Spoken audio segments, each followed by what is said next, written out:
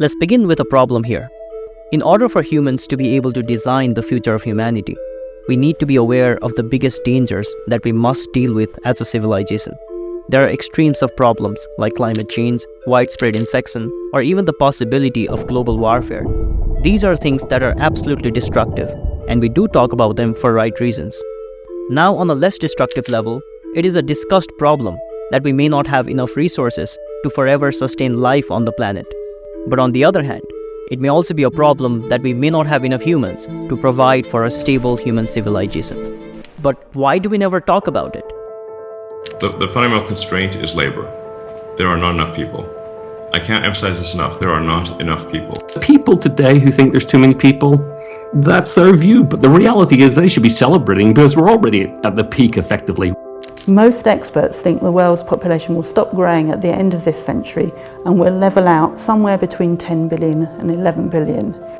I want you to take a very close look at this chart. It shows when the population growth will come to a halt, after which there will be a decline in global population.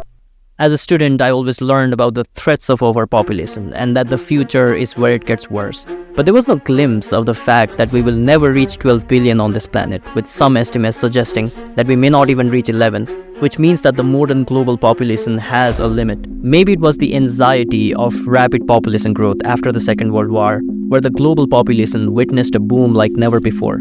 But now we've entered into a completely different story. For the first time ever, India's fertility rate is below replacement level. Japan's estimated to have had fewer than 800,000 births last year. In the 1970s, that figure was more than 2 million. Something like 3/4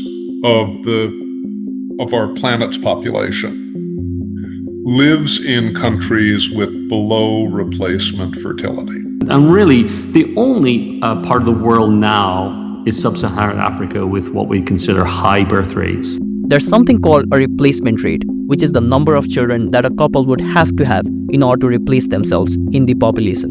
The fertility rate of 2.1 is the standard replacement rate, where the 2 children replace their parents, and the 0.1 is to balance the child mortality rate. But this is how it looks like in the 10 biggest economies of the world. All of them are below the replacement rate, including 2 of the most populated countries in the world. But in the population of these countries, how many people are of working age? Japan's working age population peaked over 10 years ago and is already in freefall. Japan is expected to lose 26% of their working age population over the next 30 years. Prime age population is on the verge of collapsing in Europe, having peaked about 5 to 8 years ago with 411 million people aged 25 to 64. By 2050, there will be 335 million people in that age group, or a 17% decline in prime age population. Because it seems as though in most of these places, the working population reached its peak several years ago. We're talking about the working ones, the provider ones, the ones that fill the gap in the economy, ones that pay taxes and support children as well as the elderly. The working age is the backbone of our civilization. But here's the real problem. One step down, there's something called old age dependency ratio, which is the ratio of older dependents of 65 and above to working population of 20 to 64. So if the old age dependency ratio of Canada is 33.4 in 2023, it means that there are 100 working people for 33.4 old age people in Canada. The more the percent is, the harder it is for the nation to support its people. But the projection of 2050 is more than 44%, and that of 2075 is more than 54%.